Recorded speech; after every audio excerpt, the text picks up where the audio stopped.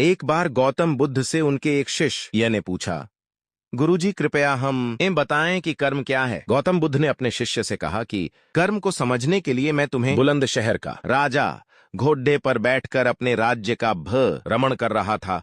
चारों तरफ भ्रमण करने के बाद वह एक दुकान के सामने आकर रुक गया। रुकने के बाद राजा ने अपने मंत्री से कहा कि मंत्री जी मालूम न ही क्यों लेकिन न लगता है कि इस दुकानदार के लिए कल ही फांसी की सजा सुना दूं, इसे मृत्युदंड दे दूं। मंत्री राजा से इसका कारण पूछ पाते इससे पहले राजा आगे बढ़ गए।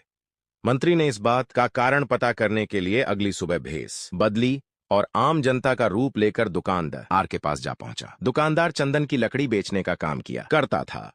मंत्री ने दुकानदार से पूछा कि उसका काम कैसे चल रहा है। तब दुकानदार ने बताया कि उसका बहुत बुरा हाल है। लोग उसके दुकान पर आते हैं, चंदन को सूंघकर उसकी प्रशंसा करते हैं, लेकिन खरीदता कोई नहीं। मैं सिर्फ इसी इंतजार में न बैठा हूं कि कब हमारे राज्य के राजा की ये सुनकर दुकानदार भी खुश हुआ और उसने सोचा कि चलो कुछ तो बिका। उसने चंदन की लकड़ी को कागज से लपेटा और अच्छी तरह पैकिंग करके वह लकड़ी मंत्री को दी।